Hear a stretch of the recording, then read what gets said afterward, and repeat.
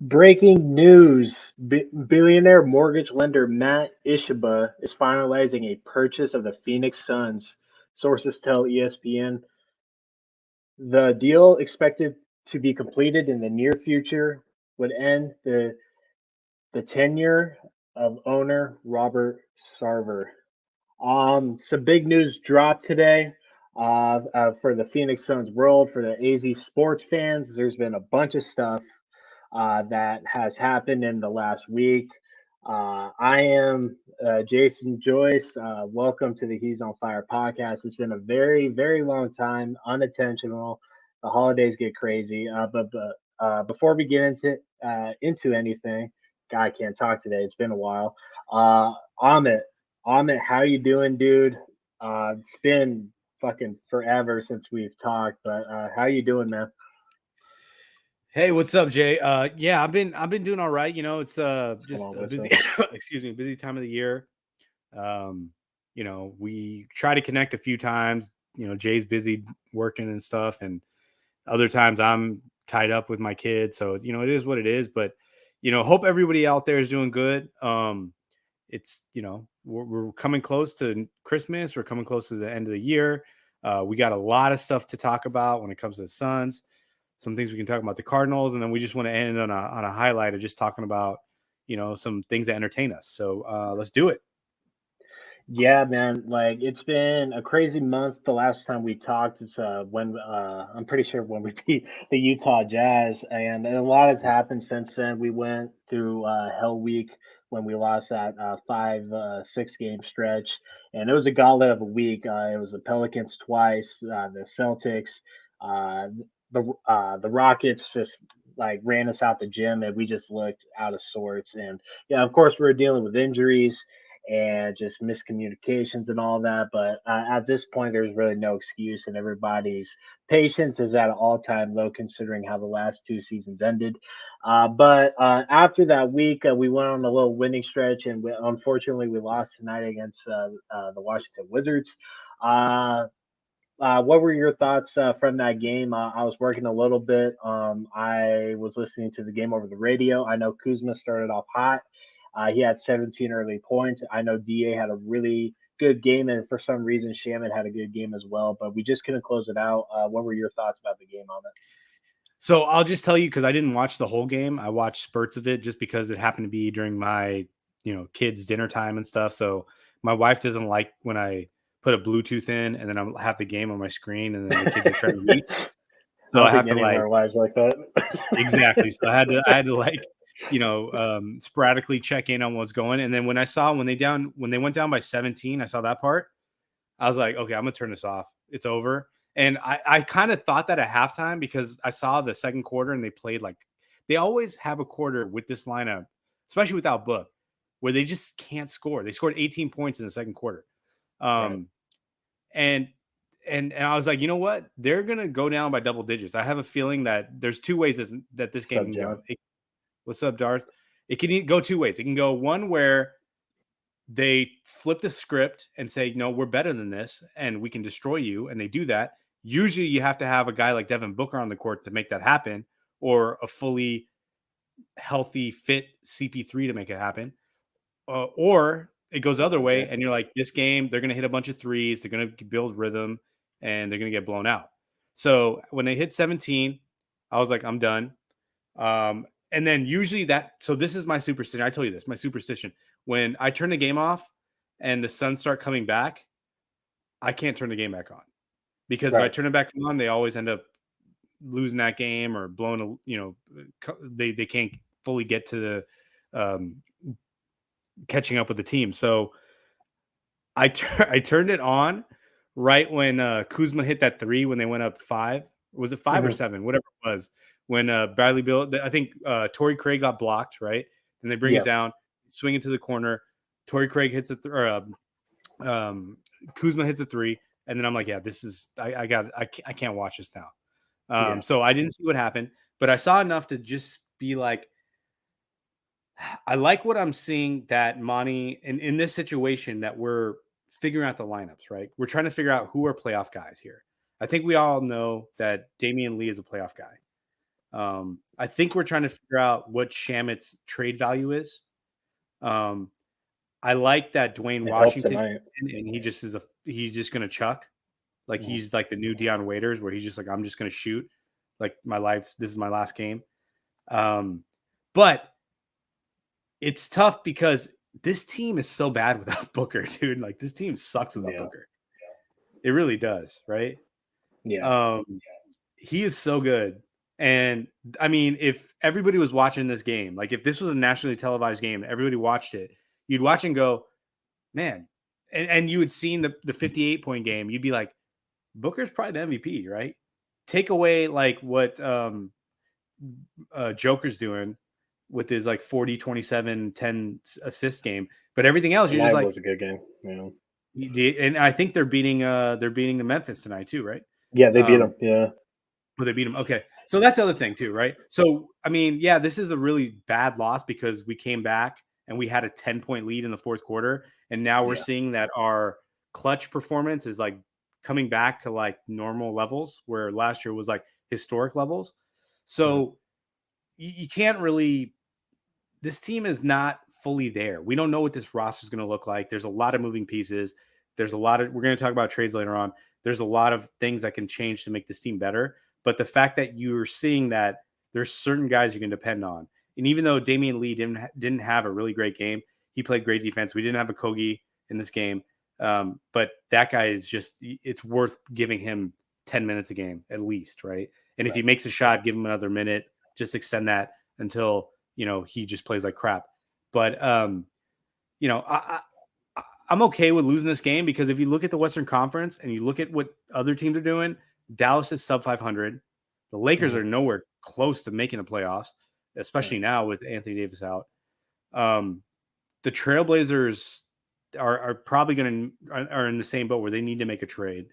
The Warriors suck without Steph, and now he's out a few weeks. And even when he was there, they weren't great.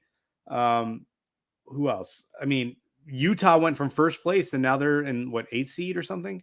So, I mean, this is the perfect time, which really, really sucks to say this because last year was a perfect time when the Suns were healthy and they couldn't get it done, right? Minus the COVID thing that happened. We really don't know what happened against New Orleans and then the Mavericks, all the COVID stuff that they are rumored to happen. But this team is in the perfect spot to let's just win 2 out of 3 games. Let's just keep winning 2 out of 3 games.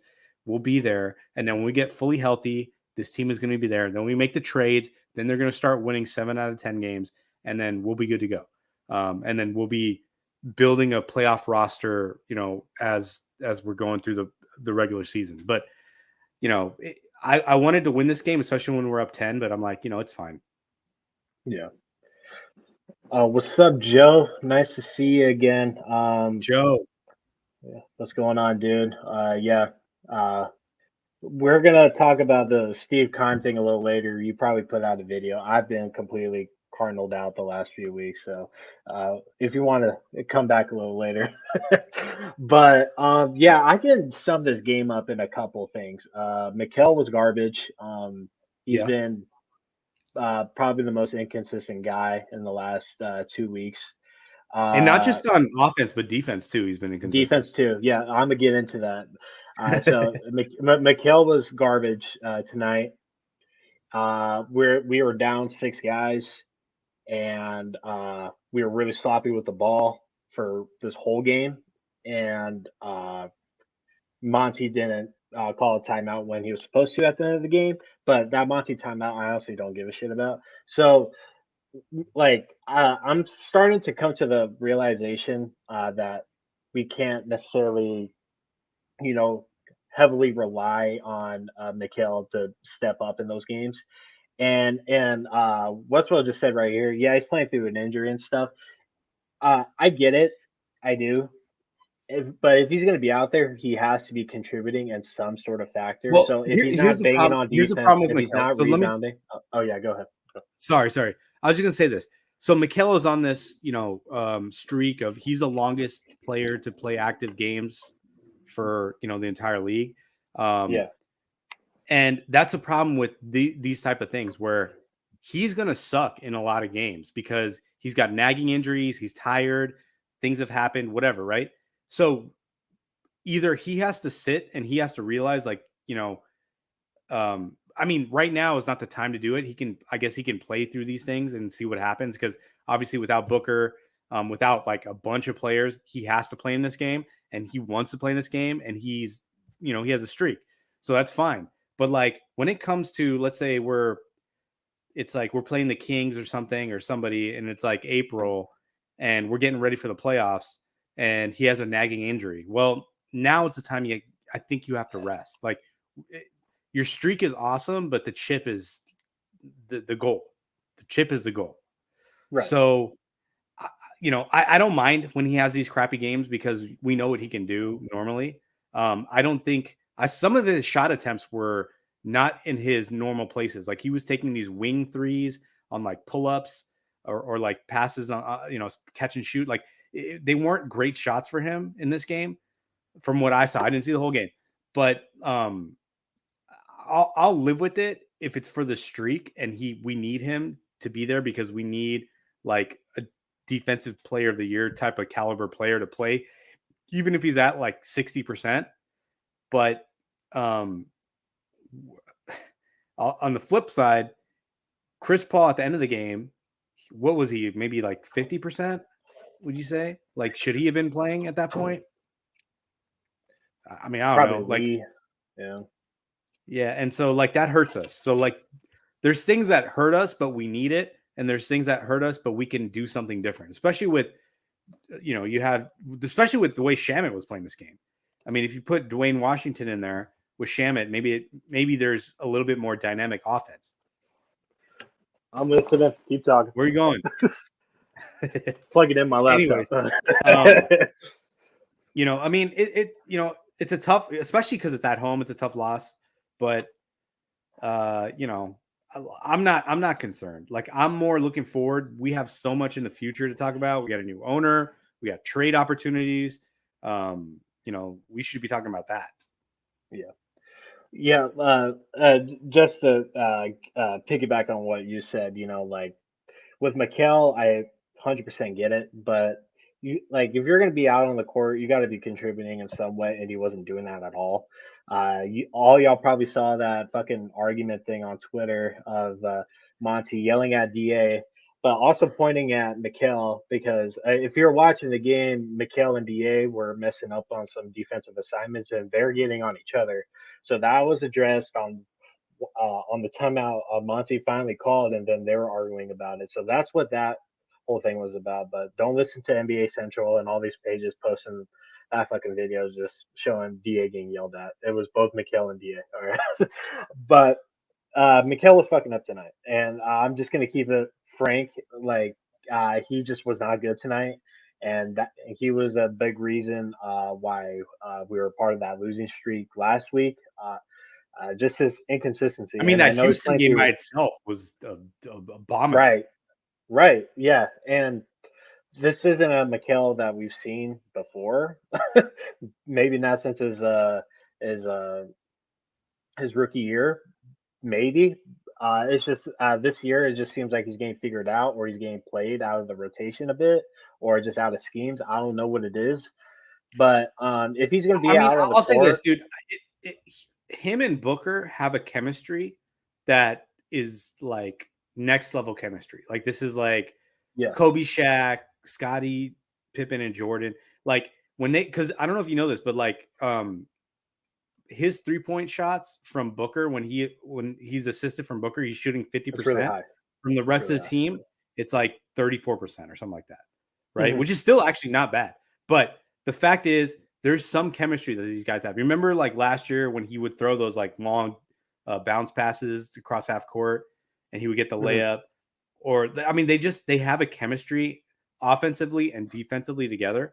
So if when you take Booker out of it, he's not taking these open corner threes. He's taking these like wild, like pull up, like wing threes that are not his shot.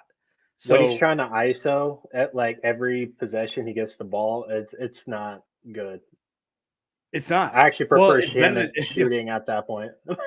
I mean, I don't mind him doing the ISO when it's like a pull-up jumper, but I think it Right. was this Yeah. game or maybe last game where he usually like fades away on his pull-ups and he was like Hmm. falling forward. And I'm like, that's not your shot, bro. Your Yeah, shot is a that's not pull a shot. fadeaway. That's not your shot. And Yep. it makes an entire difference when there's a Booker and a Chris Paul and a DeAndre Ayton on the court for him to do those things. You know what I mean? Right. When it's like Biombo, he's playing out there with Damian Lee. Those guys are good, but they can't give you the same sort of like, backup plan if it doesn't Mhm. work out. And they don't give you the offensive rebound that potentially that can happen off his misses, which seems to happen a lot. Like his shots always seem to get some sort of offensive rebound off those, because Right. Da is somewhere in the paint. So it's I mean, I think Da, or I'm sorry, I think Mikal Bridges is crucial to this team. He's untradeable in my opinion for this team to win because he makes so many championship plays where he can steal a ball and throw it in bounds. If you remember the Denver series, when he made 100%. that play to Yep. Chris Paul, or there was another Yep. game against the Lakers in the regular season where he tapped a ball to Jay Crowder and he threw a float shot. I mean, he just makes these championship plays. He's built from championship pedigree at Villanova. So to me, he's crucial. I think we need uh, his on ball defense and his team defense and his 3-point shooting more than we need anything else. Like Mhm. if he gives us that pick and roll play, or if he gives us those uh, just some jumpers in the lane, that's that's money on top of it. That makes the team elite. But the rest of it, when he tries to do stuff and go, like I remember last game, he against the Lakers, he tried to do like an up and under Euro step thing, and then he totally botched it. And it was just like Right. that, dude. You don't have that in your bag yet. Like you should work on that. It's not there. Mikal is a great complementary piece, and I believe the core of this team is Booker, Aiden, Mikal. Everybody else, like, can, you know, get shipped out. Like, I honestly don't care. And and I Not even Chris and I Paul. hope, yeah, I think Chris Paul is out of that core now.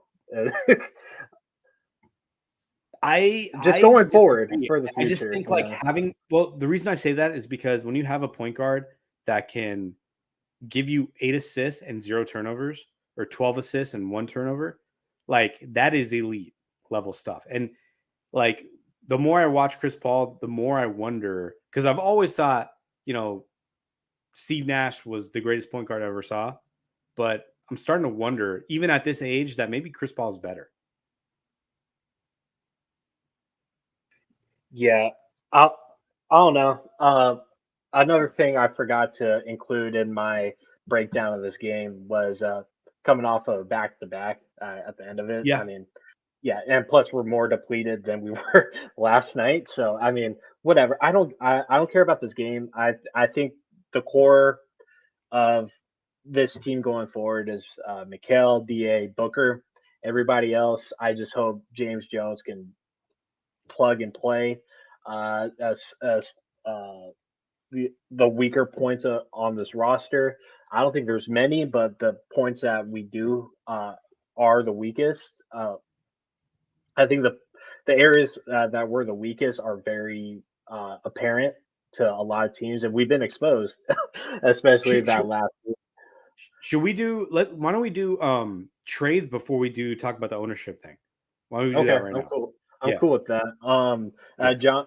John commented, when and how should we accept the reality that Landry Shamet will be on this team the entire season? Uh, we hope, but A, who wants him, and B, as an organization is being sold, the Suns won't be likely active trade deadline participants. I kind of think opposite. Considering the news that just came out today, I think that kind of helps with the notion.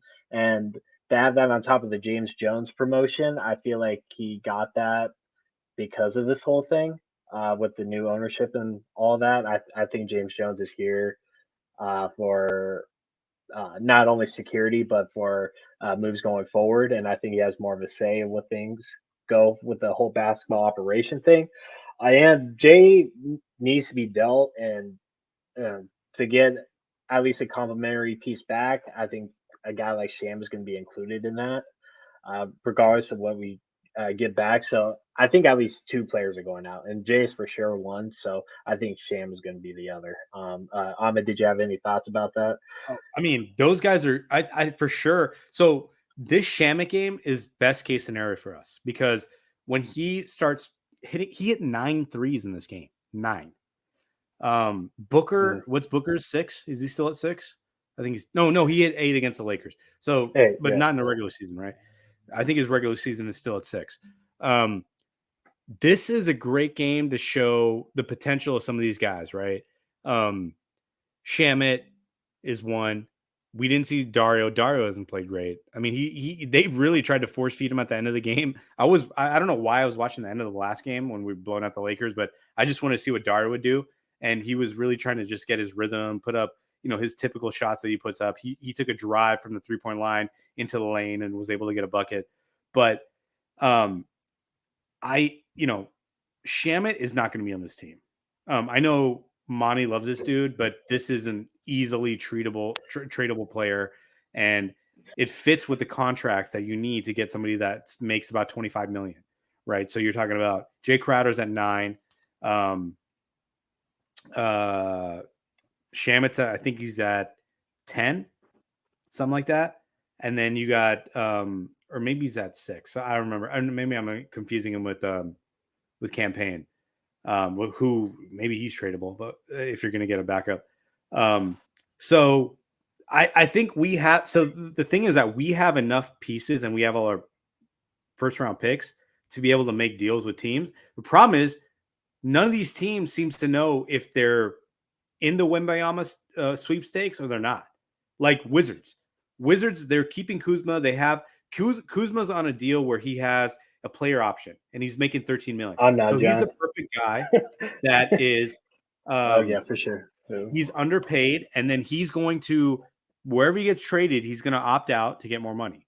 Um Porzingis is another guy the same way. He's making, I think, like 25 or 39 million, somewhere in that range. He's in the same place where they could trade him. Why is Washington trying to I don't stay in the know. middle? They should not be there. Um, John brings this yes, up. they Yeah, need a first good round point. pick. And guess Yeah. what? Like that gets them closer to getting Wembayama. If it's if we do a 3-way with a lottery team, that's somewhat protected. I guess I don't know. Either way, there's a lot of trade opportunities that we have that a lot of teams don't have, because we have players on expirings. The only player that really shows upside, I would say, on this team that somebody may be interested in is Dwayne Washington, but he's on a 2-way. Mhm. Maybe Ish. Maybe somebody sees some potential in Ish, and I think he has potential.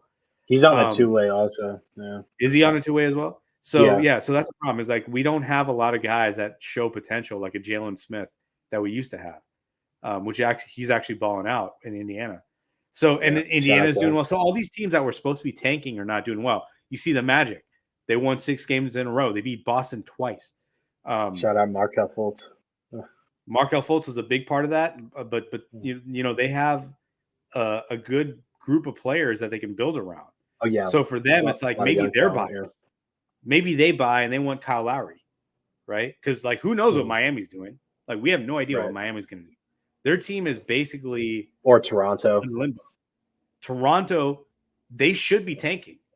Yeah. Um, honestly, like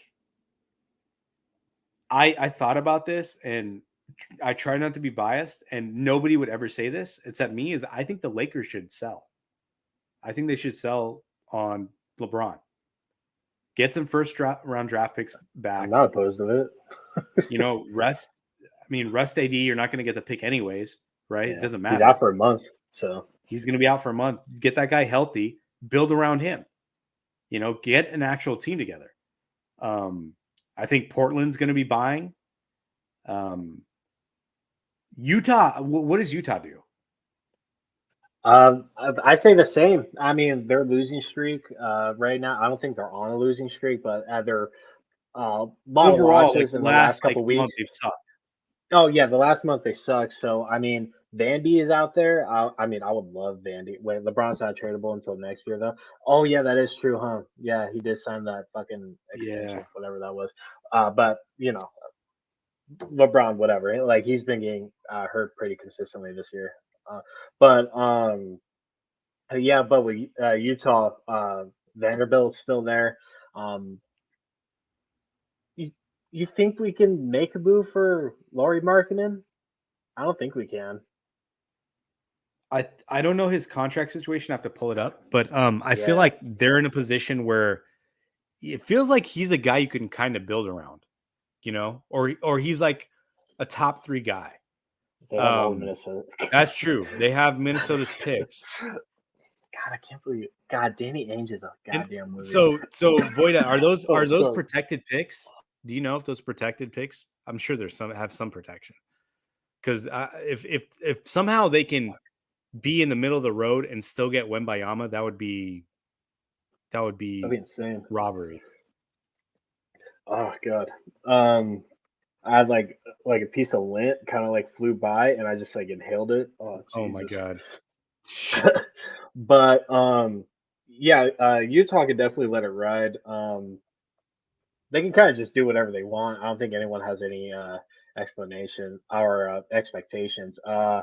I believe the trade deadline is January 15th. I believe it's a month, so December 15th to January 15th, I believe is the window. No, So it's not January 15th. I think is it January 15th? Maybe you're right. I thought it was like a couple weeks before the trade deadline. Or sorry, the All-Star game, which is around Valentine's Day, I believe. that seems kind of long. Let me look You it up. mind Let me look it up. checking, John? Since you're like googling everything right now. Non-protected is if he February remembers that 9th. correctly. February 9th? February Really? 9th. God, that's a long time, dude. Yeah. So what was January 15th? I kept on hearing that I that date think about that something. is a deadline for players. So the deadline Is for that the DA thing? January 15th? He has until then? that's what it was. That you're right. That's what That's it what it was? was. Okay. Yeah. And he has a no trade clause too. Right. Yeah. So yeah, he has until January 15th to figure out what he wants to do. Either after he gets to pick or before. I don't really remember, but um yeah, that's a date to keep in mind too. What are some realistic players you would want to go after if you think we can get it done? So I mean, in the last 2 weeks, we've seen Eric Gordon destroy us. We've Yep. seen Kyle Kuzma ball out. Those are 2 guys that I'd like. Kuzma's been Um, really consistent this year. What? yeah. And he Yeah. has championship pedigree with the Lakers. He knows his role out and how he plays. Me watching a lot of Laker games when he played with LeBron, and then he also played with like the Lonzo Ball, Brandon Ingram teams. And with those teams, he had a lot more leeway. But then he also Yeah, had unprotected picks. That's a lot crazy. of failures. Um, but I like the Kuzma that I'm seeing right now because it's a role player that like he's like an elite role player. He's like he's not at the level of Mikal Bridges, but he's in that area where he can give you 20 and 9 in a night if you need him to. Um, and he could play pretty good defense. When he came in the NBA, he could not play defense. He sucked. He was a bad Right. defensive player. But he had an offensive bag. He had these hook shots. I watched a lot of Laker games. He had hook shots. He had a lot of stuff he could do. He hasn't been able to explore that, with the lineups that he's played in. But and not that we need him to do that, but it's there if we need it. So it, my thing is I keep thinking like we need an Eric Gordon player, and then we need a power forward.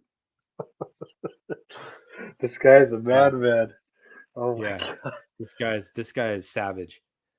Dan, God, what we're Ainge, reading man. is Darth Voida. All mini and Cav picks they're all unprotected, and that's all because of Ainge, obviously, right? So, I mean, he's a savage. He did this Can't in keep Boston getting too, away right? with this. I know, right? We need to play that. Yeah, keep getting away with this. better call Saul meme.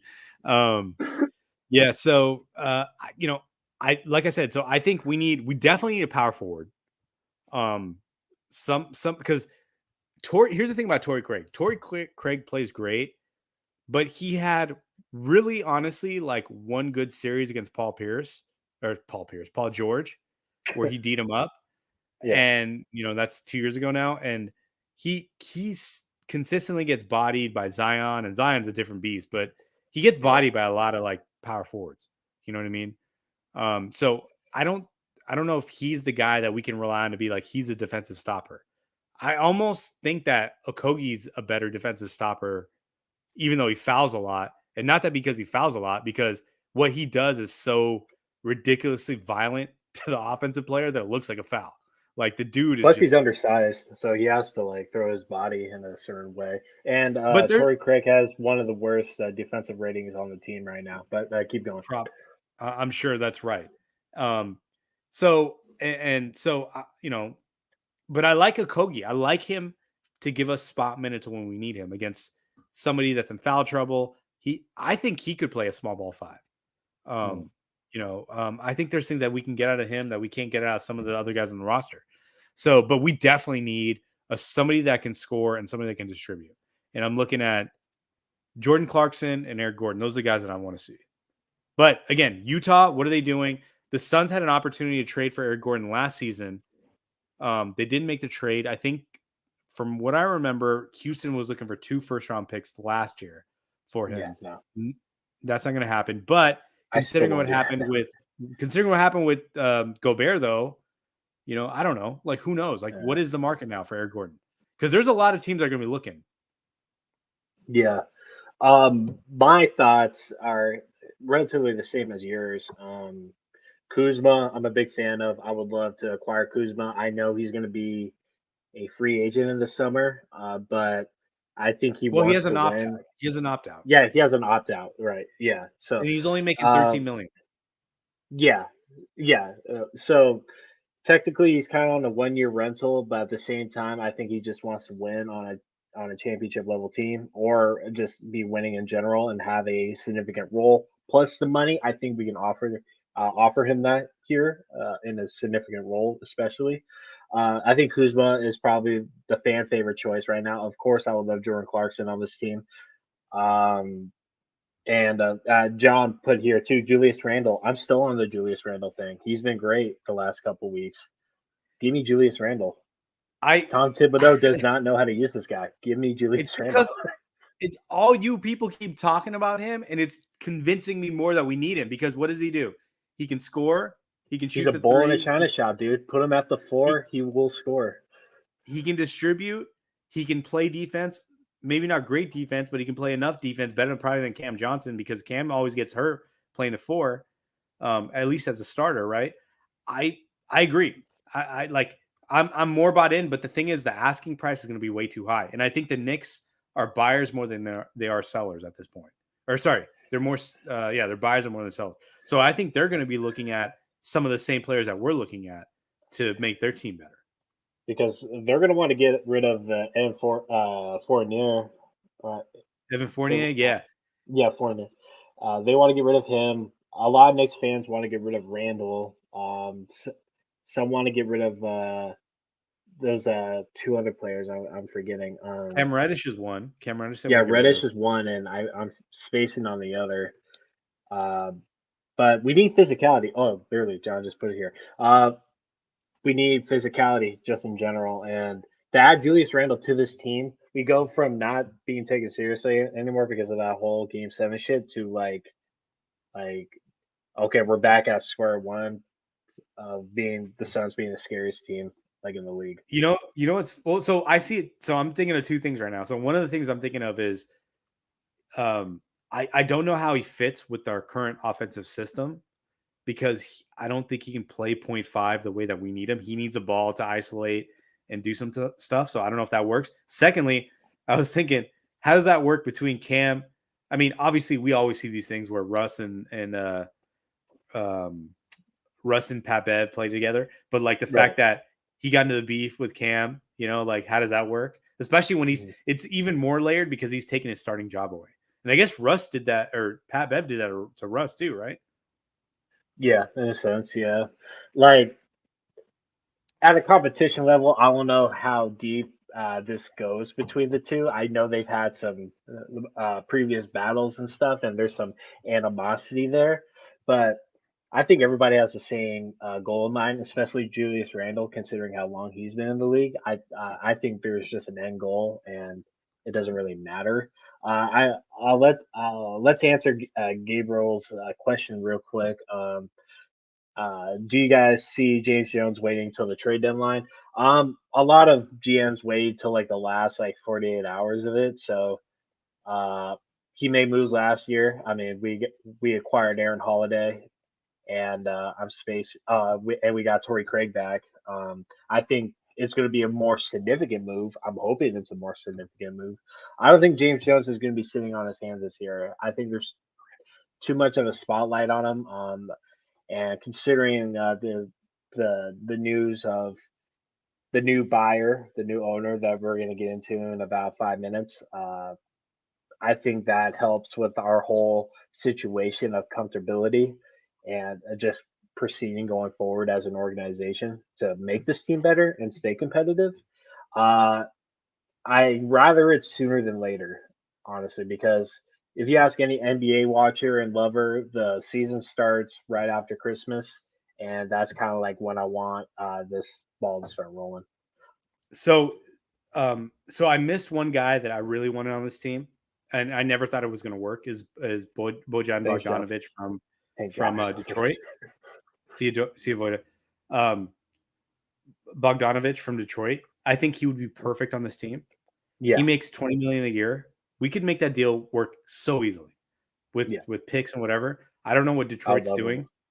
Um, and this is actually the same problem that I see with Randall is that how can you pay Cam Johnson the same amount of money, if not more, and Julius Randle makes 29 million to Bogdanovich at the same position, and now you have to figure out who starts. I think there's a chemistry problem there. Mhm. Well, if we dish out Shamit and Jay, Cam Johnson could be Booker's backup, right? Randall has the starting four position, and it could be a matchup thing too. As some nights, if we're going against the young guns in Houston, throw Cam Johnson out there. I mean, he can at least keep up or whatever, that fast break Yeah. or whatever. It could be a matchup sort of situation where we can swap out the two. I think these two can squash the beef. I don't think there's really a beef there. I think there's just a little um, Yeah, I agree. animosity. I don't think it's a big Yeah. thing. It's not. It's not like a Pat. Like, can you imagine Pat Bev coming to the Suns Fuck no, ever? dude. No, that dude will I'll never be take on the the Suns. fine, J Ness. I'll take the fine. No Yeah, Pat Bev on here, man. there's no way Um, that guy's coming here. but I think everybody can agree. I think Kuzma is probably on the top of our list. The Nets are winning right now, so I don't think KD is even remotely in the conversation right No, now. I think a lot of players are on the table to be dealt with this year. Surprisingly, it's so tight in the West right now. It kind of anything can go. Most likely, the Nuggets aren't going to make a move. I think they're going to stay put. I don't think Memphis is going to do anything. The Clips, depending how many more games Kawhi plays, like they may or may not, if they want to stay competitive this year. I really think it's between the Suns and Golden State to make a move for either one team to make that leap. yeah, I don't think Dallas is going to be either. I think they're going to try. They'll probably make a move, and it's going to seem like really good on paper, but not work. Kind of like the whole Christian Wood thing.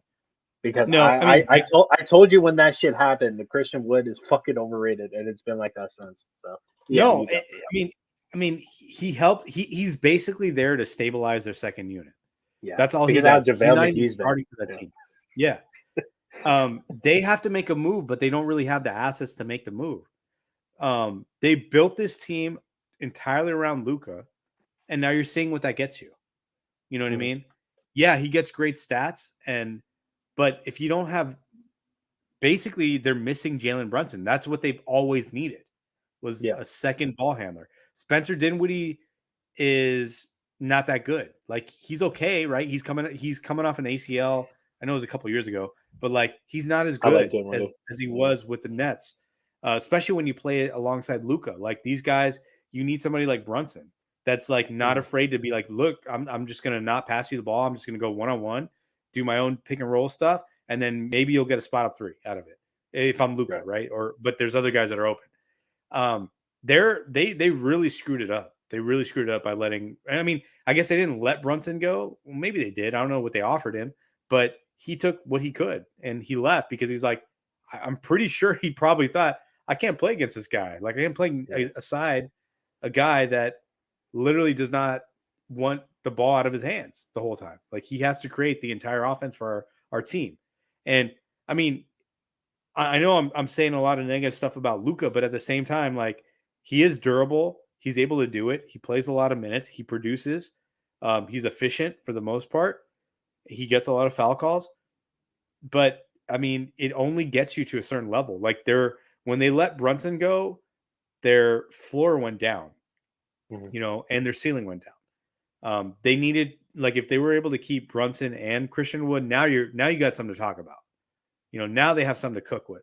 But right now, when you take, those guys off the court, it's not good. And, there's going to be, I mean, I don't even, things have gotten so unpredictable in basketball, football, every sport now that you have no idea who's available, who's not. Um, it's just wild.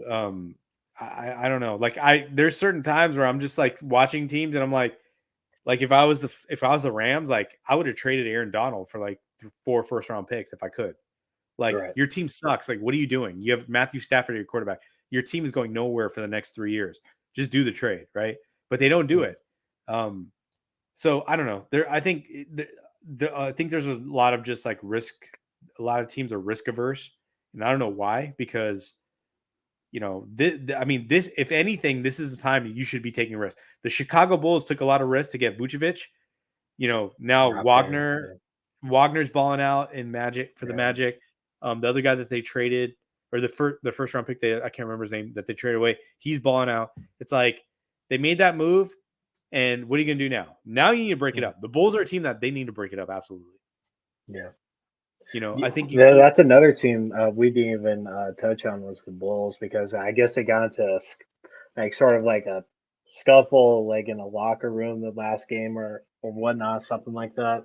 But the West is wide open right now. There's not really a clear cut winner. Of course, Memphis is the 1 seed right now. I don't know where the Suns drop after tonight's game. I think they might only drop a spot or two, but it's just really tight right now. It really doesn't matter.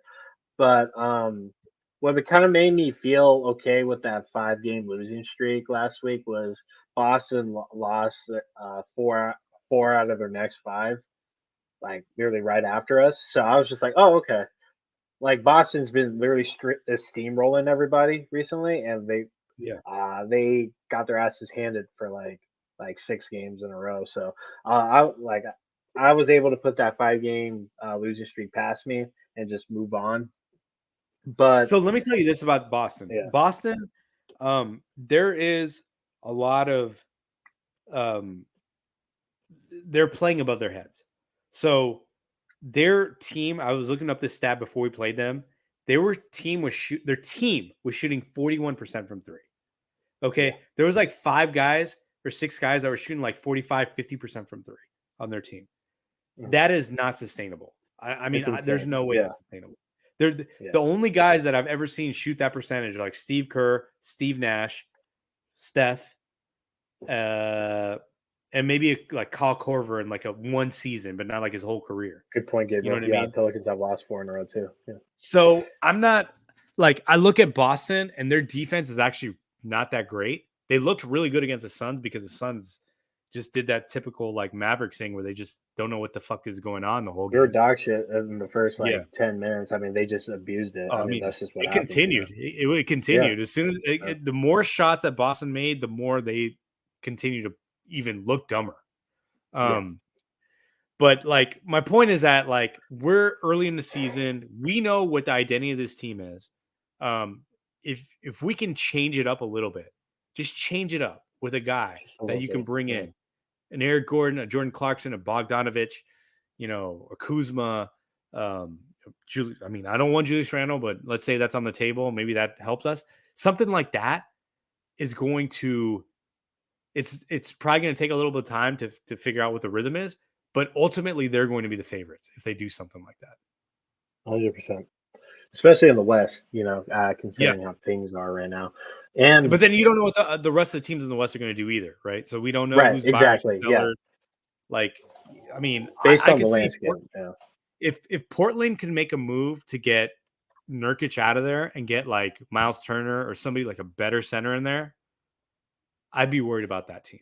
If they get Healed and Miles Turner over to Portland, Portland's definitely scarier than Golden State. Warriors. Yeah, 100%. Yeah. Portland would definitely be on my watch list if they made a move like that. I don't think they would, but if they get Buddy Healed paired along with Dame and Anthony Simons, dude, come on, Yeah. Yeah. Well, that's the insane. key to me is that they need a center that can actually like move his feet, that can actually Yeah, do something else. You know what I mean? I So like the fact if Nurkic, we can have, but I just think that Turner could be a little bit better for yeah, sure. he's better.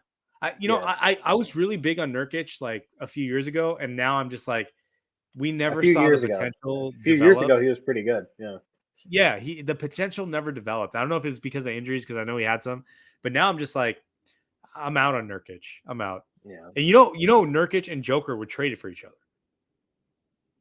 yeah, yeah. That's You're the right. craziest That's thing. crazy. That's Yeah. crazy. Yeah. Let's just dive into this new ownership thing. Yeah. Just real quick. Came out today. Just unexpectedly. I wasn't. I don't think anybody was ready for this news today. Matt Ishaba, and if you don't know, he went to Michigan State. He played D1 ball there. Um, he was just a role player. He won a NCAA championship in 2000. He eventually ended up making his fortune through wholesale mortgages, and he Well, runs one of hold the on. most successful. His Oh, dad go. started the company. His He dad didn't started the His company. dad made a Yeah. fortune. He made more of a fortune out of it, but he Yeah. didn't create the fortune, right? Correct. Sorry. Misspoke, but yeah, exactly what Amos said, and basically just took the money, ran with it, made it into a bigger empire, and came out a little earlier, the last couple hours ago, that it turns out that he bought the majority stake, so he bought over 60% of what the ask of the ownership of the team, so that means it sounds like the minority owners are still have their portions and whatnot. We'll see what that is going forward, but it's Matt and his brother taking over the ownership of this team. What are your thoughts about it on it?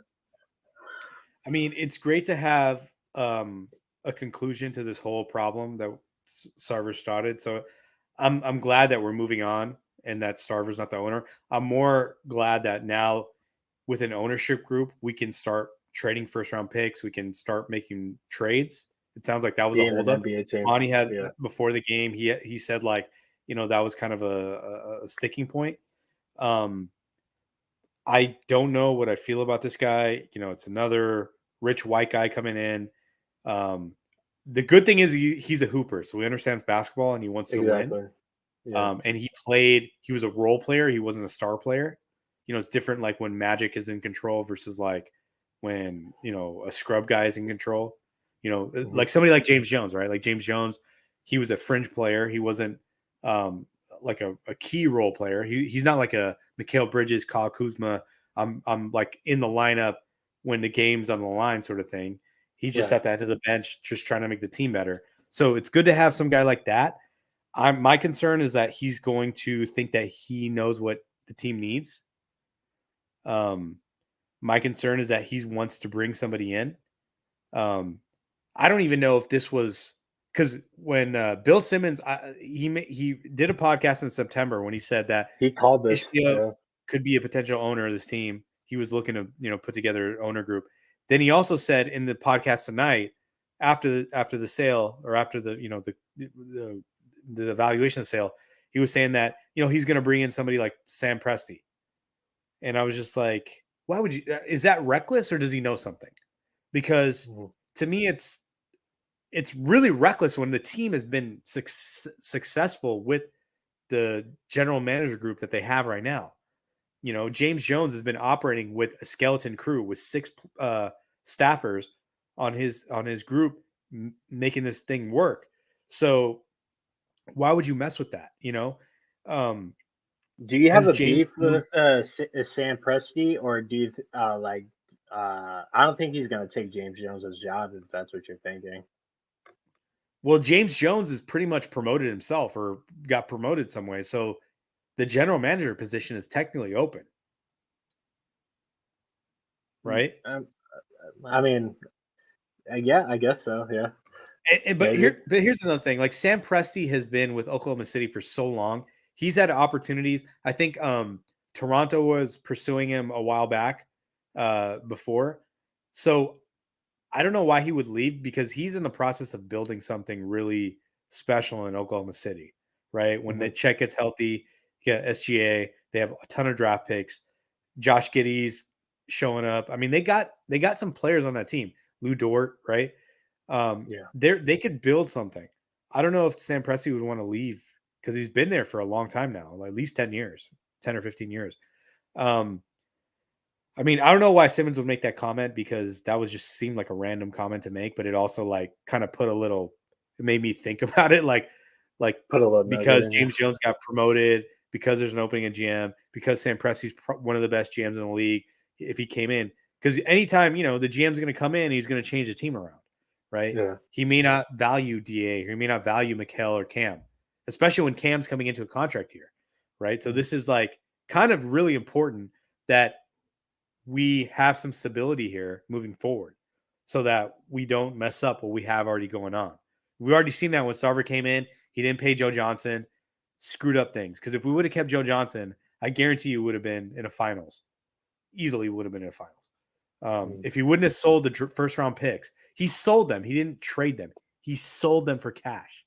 Like, that is a cheap ass move to do, to trade it for cash. Not even to trade it for something of an asset, um, like an asset as a player. I mean, so that's my concern. Otherwise, we'll see what he is. He's 42 years old. He's an older millennial as me, so maybe he sees the same things that that most millennials value. Maybe he doesn't. I don't know. Um, but the fact that he didn't purchase the team outright gives me a little bit of hope, because maybe John Right. Najafi, the guy that was trying to push out Sarver, is still part of the ownership group at some point. Maybe Larry Right. Fitzgerald's part of the ownership group. Maybe we have some other people that Charles Barkley. Maybe we have some other people that can be part of this ownership group. So overall, I'm really, really happy about this, but I have some concerns. What do you think? Yeah, the concerns are there. I mean, we went through close to 2 decades with really bad ownership and all the shit you listed. Like Yeah. we've let players walk for nothing. We've seen general managers and the owners sit on their hands when it's come to paying up or just making some decisions that make sense. I mean, we went through two decades of dog shit. So I'm glad there's a new voice, a new face, you representing the valley, and I just hope he does a good job. Like, to be a billionaire, I mean, I'm not gonna call you a good guy. I just hope the people that he's potentially gonna bring in uh, do the best that they can and not destroy this franchise, because believe me, like, this franchise has been tainted enough as is, considering who ran it before. You really got to hit a very low bar to get where Sarver's at. So um, as long as this dude stays out of James Jones's way, lets him do what he needs to do, have the deep pockets, win the championships, stay competitive as long as you can. Because now we're top 10 most expensive franchises are in the NBA, but we're eighth now, which no, I mean And technically we're not a small anymore. So that's right. I mean, here's the thing: like people call Phoenix a small market, but they don't understand that Phoenix is like the sixth biggest city in the U.S. mm, Um, and I'm not like there's certain cities that like don't qualify because like Dallas, like the Metroplex with Dallas Fort Worth and like all these other right, areas. right. But Phoenix is like the same way. Like Phoenix is actually one of the biggest areas in the U.S. And I think we're I know I'm trying to remember some of the cities that we're bigger than. Wouldn't We're not doubt bigger it. than Houston. I think we're bigger than Dallas. We're bigger than Miami. We're bigger than some of these cities that are considered big markets. Like Miami is not actually that big of a market. And then like some of these cities are considered big markets because of the cluster of cities. So like Philly actually isn't a bigger city than Phoenix, but the Philly metro area, which expands into New Jersey and Delaware Mhm. and these other areas, you have a larger market, right? So Right. it's not the same thing. But um, I hate it when they call Phoenix a small market because it's not a small It market. doesn't make But sense. Yeah. if you talk about NBA franchises, Phoenix is one of the crucial franchises to the NBA. So it's like Lakers, Boston, Chicago, New York, um, the big cities. But Phoenix has always been there. We're one of the older franchises in the league. We've had winning success from the beginning. We've had um, just so much relevancy in the NBA. And the fact that it's been in one city, we never moved. We've always been, Hmm. we were the first franchise in That's the valuable Suns are too. the first Yeah. franchise in this city, makes it one of the landmark franchises in the NBA that you want to own. So the fact that they came in at 4 billion, because I thought they were going to be between 5 and 6, is a little disappointing to me. But it's still like in terms of like sales in the NBA, it was the largest sale of a team in NBA, right? Hmm. 4 billion because the previous was the Nets. The Nets are in Brooklyn, in New York, in Right. the tri-state area of the Eastern Seaboard, and they only came in at 2.3.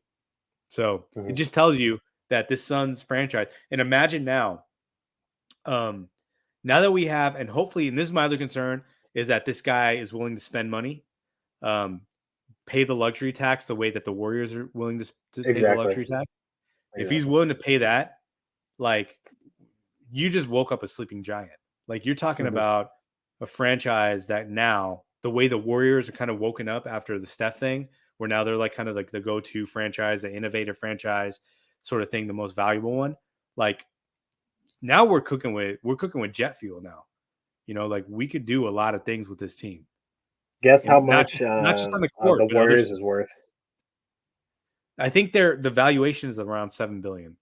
Yeah, correct.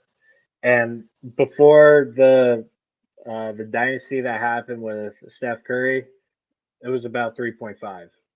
Yeah, So I mean, it shows. I mean, it's not just because it's California money we're talking about. yeah, Because the Lakers, I mean, are pretty down. I mean, it's up and down throughout the years, but I mean, like the Golden State's been able to jump a few bills since their championship runs, and they just won one last season. So, um, I hope this is a guy that has deep pockets and could really do a lot of good here because that's what Arizona needs. Because the yeah, Cardinals suck, the Diamondbacks suck, and the Phoenix Suns have always been here. And yeah. this team might as well be the team that gets us to the promised land. And I think we have the tools to do it. If we just need the money and a lot of luck to get there. So, did you have any final thoughts about this guy before we dabble into a couple more things before we head out Well, of here? I know we're about to get into Cardinals, so I was going to ask you this question because I in my mind I always thought that. So let me ask you this: who would you rather win a championship first? Like let's say there's an option like it's the same season and it's like Cardinals going to Super Bowl, Suns are in the finals. Who would you rather win? Suns.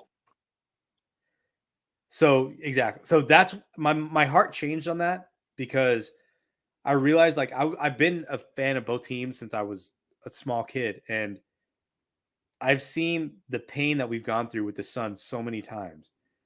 But my answer was different when the Cardinals were in the Super Bowl, right? In Right. 2009. For I was sure. like, no, I want the Cardinals to win for sure. Like I'd take that over the Suns because just the way that they had to make it in the playoffs and Larry Fitzgerald and Kurt Warner, like what they did to get there. But 2015 like, too, man. Yeah.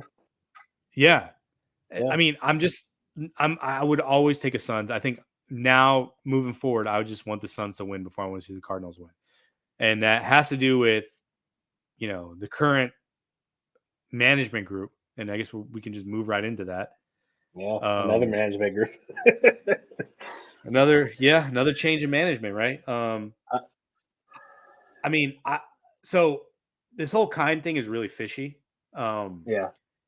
because he had the DUI that one time, so I Mm, wonder if he's in rehab. I was speculating that with some friends. Maybe he's going to rehab. Then this whole Kugler lawsuit came out, yeah. where now he is the offensive offensive line coach that got fired because of sexual misconduct in Mexico during the was it Niners Yeah. The uh, Niners. Yeah. Niners game. Um, they're saying that they're potentially mistaken identity. If you look at Kugler and you look at Kime, first of all, I don't know how you would mistake these guys unless you just saw the back of their heads, right? Right. In a certain position, because I don't know how you could tell, because Kime looks like Kingpin and Kugler looks like uh a less healthy, a less Kingpin. healthier version. I don't know, my Google's doing some. Um, but yeah, I don't know how you mistaken those guys, but the fact that he's pulling out a lawsuit and the fact that we have no news about what happened, and I don't know if you watched the Hard Knocks episode, but Kingsbury is just like, we're never gonna let that happen again. It's in the past. He didn't even say anything. He didn't address it really. Like he just like moved on. Uh, And the fact that he just moved on, it makes me wonder like what actually happened. And my theory is that Michael Bidwell and Steve Keim he's been working there for like 20 plus years. These guys killed a hooker and buried her in Vegas or somewhere, buried her in the stadium. I don't know where, but the fact that the loyalty that might as they have to well. each other is insane. Yeah. There's no way you have this loyalty to somebody. Joe just came out of nowhere. The whole suggestion that it was kind comes from a irresponsible reporter. Did a reporter actually say that? Because what I saw was Kugler was just saying it was mistaken identity. I don't know if he was alluding to Kime I or guess just that people must have just been. made that narrative. I mean, I read the first portion of the official statement from Kugler's lawyers, and it sounded like he was saying that there was no means for him to be fired. I can't remember if because it specifically if mistaken identity was in that official lawyer document. So yeah, but either way, there's a lot of confusion here. Like either way, we don't know what happened with Kugler. We don't know what's going on with Kime. A miscommunication or mistaken identity. So either or, right? So like How do you miscommunicate us like a sexual assault? I don't know. uh, And then the mistaken did he say identity is something? like, I mean, everyone's drawing the comparisons between these two guys because they kind of look the same. I don't know, man. There's the organization has not been transparent about a lot of stuff. Um, you There was know, a reporter who tweeted out that Kugler claim included pictures of Kime and Kugler. Oh, okay, yeah, that makes sense. I mean, I thought the that's the two article sort that of I look read. Yeah, similar depending like how you looked at them. I mean, they're you know bald, white man, goatee, kind of the same shade too. I don't know what their heights are relatively. Like I don't know if they're the same or Kugler's shorter or whatnot. Since he's a lineman coach, I feel like they're kind of like the same height possibly. Um, but yeah, I think I saw that I saw the tweet. same one. Yeah, Yeah, I think I saw that tweet. Yeah. Like I thought they looked sort of similar, depending like what they're wearing and stuff. And with them being in Mexico, I mean they're both probably wearing flip flops, cargo shorts, whatever shirt on, bar like Tijuana sort of club. I know it was in Mexico City. I'm just kind of just spewing stuff. But Yeah. um, if Kugler is in the right here, that's pretty insane, don't you think? And I wouldn't it's I weird, wouldn't man. put It's weird.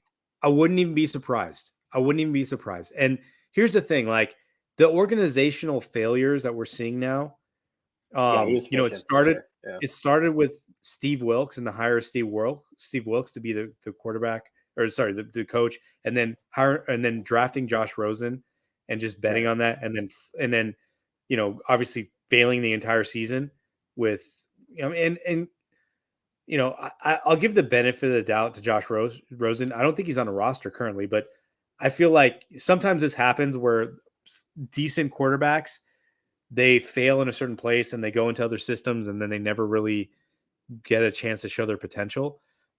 Maybe that happened with Rosen, but either way, it was never going to happen in Arizona. And at this point, um, the way the season's gone, the way things are going, Joe, let me ask you this: is there any way that we are going to see Kime and Kingsbury fired at the end of the season? I don't think Cliff gets fired this like during the season. I think maybe in the off season, maybe Well, like no, I right mean, after. that's what I'm saying. Like at some point before next season, we're going to have a different coach. Um, my concern, and I think Joe mentioned this, and other people have mentioned this, is that it's hard to with Kyler's injury, that knowing that he's going to miss pretty much the entire offseason and probably the portion of the beginning of the season, bringing in a new coach and trying to run an offensive system without the quarterback actually being there to, you Right. know, practice is a problem, right? So, but the problem is, um, okay, so Joe's saying that Kime's going That's to kind of walk my away, thinking. That's and kind of then my Cliff thinking. 50-50. Yeah. Um, I don't know, man. I can't tell with Bidwell what he wants to do. He's so loyal to Kime. Dude, Kyle was doing like this interview in like flip flops, like tailgating, and then like next day comes out that he's having health issues. So like I think you're on the money, Joe. I think he's gonna leave quietly. Look, the season is lost. This season is totally lost. Yeah, Um, I really thought that we had some momentum after that, after the Rams game that was at, and what I saw on the field that game, I thought that we had potential. I think what we're seeing now is that the defense actually does have a lot of potential. There's yeah, playmakers all over the field now. The yeah. defensive line is playing a lot better than it has earlier in the season. Isaiah Simmons is playing great. Zaven Collins, we've seen what he's done. Um, I think, you know, obviously Buda Baker, he had the interception last game. Um, yeah, I mean, that's probably the best way, the most noble way, noble, I said, put in quote marks, noble way to walk away from this A team. friend way, the drinking buddy way. Yeah. I Yeah. mean, they'll do that for Kime because Bidwell, you know, they killed that stripper, so they have to do that. They have a pact. They have a blood pact that they cannot ever reveal what happened that night. Oh, the Um, wolf pack. but and allegedly, let me just say that before that Allegedly, ever, yeah, yeah, allegedly, um, or I'm joking, I should say. But anyways, you know, this team moving forward, like if you look at this, the receiving core next year going in, you got Hopkins, you got Hollywood, Rondale Moore, if he can ever stay healthy, and that's going to be a big question. Now you have a full off season to practice, even though Kyler can't practice, but you have Robbie Anderson, right? Trey McBride. It still boggles my mind that you draft this guy in the second round and that this guy never saw the field until Ertz got hurt, right? right. Like that made zero sense to me. Like you draft him second round, you traded your first round pick to get Hollywood, and then you get Right. this guy and you're not playing him. Is he not good, or is Ertz better than him? Like, and if Ertz better than him, then you made a mistake, Yeah, clearly, now Ertz right? is out with ACL Yeah, he's or like whatever the ACL. hell it He's is. been So gone. so he's gone for a while anyway. So Yeah, and we're playing McBride, and he's not really contributing much, honestly. Joe, chime in if you think differently, but you know, otherwise, I really like the weapons that we have around Kyler. You know, I think we have to figure out. I think Connor's not an every down back. the way that He's not. he takes punishment. So we're gonna have to get another running back the way that we had the Emu. guy that we lost. Who's the guy that we lost last year? And Chase Edmonds, right? We're gonna get another. We have to draft another back like that. Somebody that is dynamic. I think the guys that we true, have. Joe. Yeah, It's true, but that's true. Yeah. um, I just thought drafting a tight end second round was I've seen the Cardinals draft, the same way that you're saying they take time to develop, draft fifth round, seventh round tight ends, and they somewhat developed. I mean, Let's just I say understand Cliff that you want to screwed give the pooch on playing Trey McBride, just like yeah. how Vance Joseph was lackluster when it came to playing Isaiah Simmons and Yeah, there was a lot of Knox Mason, controversy with Zaven that. Collins too. Yeah, I mean, he benched Isaiah Simmons a couple times this season. So, yeah. I mean, I don't know what's going on with those guys. If you have to watch Hard Knocks, it wasn't really clear. It sounded like I don't know what, but I just feel like anytime Isaiah Simmons is on the field, he's around the ball making some crazy play. He's always making When plays. it And when it Vance Joseph matters, he's only going to play like 20% of the snaps. We're when gonna have when it Tanner matters, he's Vallejo. there. He's the type of athlete that is if he can figure out the defense and figure out what the offense is doing, he can be like an Ed Reed type of guy. You know what I Yeah, mean? Like he yeah. can be around the ball all the time, make those plays, make those sacks. But yeah, I mean, I just think this team really has to rebuild the offensive line. I think we need to figure out the coaching situation. And now we're going into a year where, you know, Colt McCoy has had these concussion problems his entire career. I wouldn't Mhm. want him starting next year.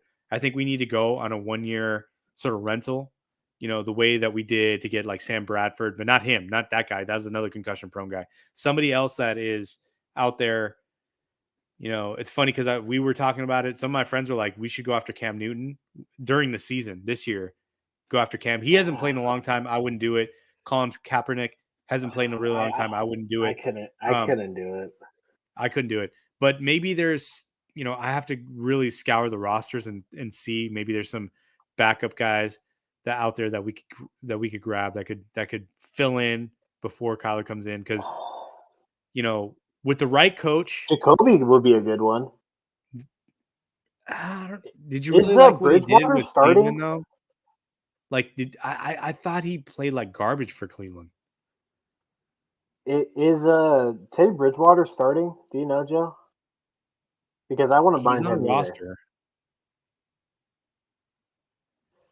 I think Jacoby would be pretty tight. I like Cleveland How about is a this? mess in general. How about this? So How about Baker next year to start the season? How do you feel about that? uh, man, to have both Oklahoma guys. He's never had the talent that the Cardinals would have on offense if he went in, I mean, assuming I'm that not the offensive line opposed is to stayed it. healthy. I just gotta have a new head coach. I got Joe, what do you to. think about Baker? I can't have Baker and Cliff together. I can't. Garden Minshew. Uh, I'm I'm cool with that. I don't hate I it. just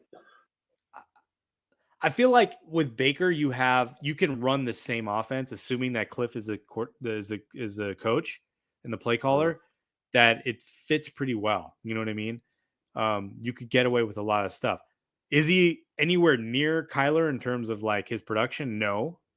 But you saw what he's doing with the Rams. I mean, not last game, but the game where they came back against the Raiders. So maybe there's That was something there. wild. Maybe you Yeah. can get lightning in a bottle for 3 games. You know what I mean? That's all you need. You just need Yeah. to stay competitive for 3 games. 2-1. I say I it's don't a know. 5 week window to start the season. Yeah. Yeah, I think that would be the window of time to get Kyler back and going. Um, yeah, yeah, I think all the guys that Joe listed are pretty solid choices. I'm pretty high on Jacoby. I think he would do like just the amount of good. I think his good outweighs the bad going forward. I mean, if we go 2-2 to start the season with Jacoby, I'm totally cool with that. You Yeah. know, Yeah, yeah. I So don't know. I'm not I gonna bitch liked what about it. I liked what he did when he was with the Patriots and he did a decent job with the Colts. but he looked really bad with the Browns, and the Browns offense was not the same. They were basically, let's just give Nick Chubb the ball and like you may throw on third down sort of thing. I don't know. I mean, there's a lot of speculation. There may be, who knows? Maybe there's. I got to look He at the was on draft the class. Colts too, huh? I totally forgot he was Yeah. with the Colts.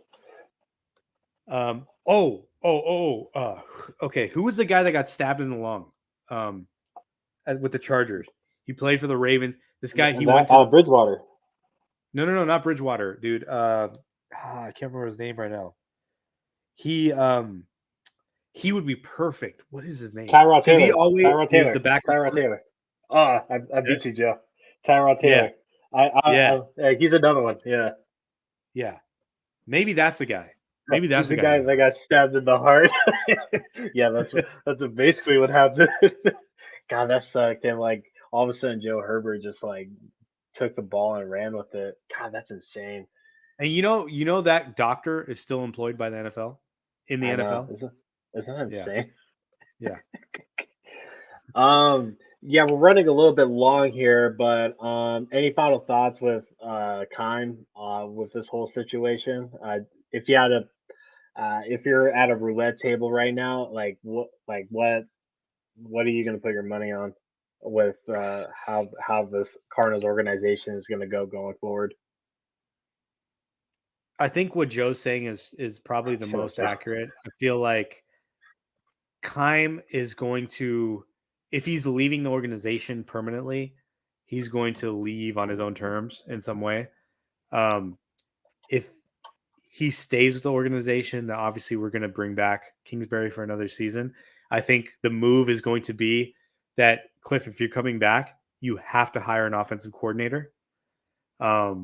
And there's some options out there in the NFL and in college. Um, if he wanted to bring in an offensive coordinator, the guys that I want to replace Kingsbury are like Eric Bieniemy is the guy that I've always wanted to replace him. But I there's some other people on other teams that you could find a coordinator that could step in, or a team's coach that could maybe step up to that role and be a good fit. But I think I think that's a move. I think that they're gonna have to bring in an offensive coordinator next season. And then this is truly going to be the last stand, right? And again, they're built in with excuses because Kyler's gonna miss the first part of the season. So, it's gonna be what do they do when Kyler gets there? I'm just concerned about Kyler's health just currently because I hope he gets better and I want him to be the player and the potential that we saw with the Hail Mary coming back 20-0 against the Raiders. Just all the spectacular plays that we've seen from him because he's literally the only player that can do the things that he's done. Like, I mean, Herbert, obviously Mahomes, some of these Burrow, these guys can do things, but there's things that Kyler can do to escape that nobody else can do. And the magic that he can make up on the fly, nobody else can do. And so I just want to see him healthy. And I'm just hoping that we will see that. And hopefully they can rebuild the offensive line. He can still take, 5 to 7 run plays a game without getting hurt. And he can improvise and take sacks without getting hurt. I just want to see that for him. Yeah, we just need to improve the offensive line, and I think if any head coach that's wanting a position sees the amount of talent this Arizona Cardinals football team has on the offensive side of things, I feel like you would just take it and run. You got Kyler, you got Robbie Anderson, you got D Hop that's seems pretty committed and loyal to Kyler and what he has going on. You have Hollywood Brown that for a good majority of the season, he was putting up really, really good numbers statistically throughout the league, including yards after run. You got James Conner, who was just a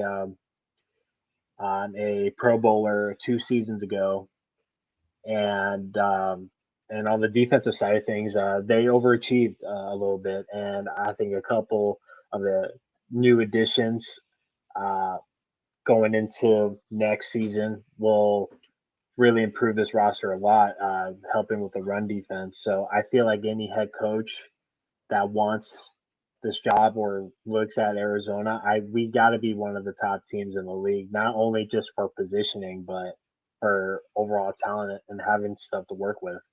So when you talk to other NFL watchers and stuff, and they say like, "Oh, Sean Payne ain't going to Arizona." I mean, he was a ball boy for the Cardinals back in the day, or he has this love for Kyler. And when Sean Payne is covering these games on CBS and whatnot throughout the year, he's all like, "I don't know why Cliff is doing so and so when Kyler reads this." Yeah, like he has Kyler's back through most of these games.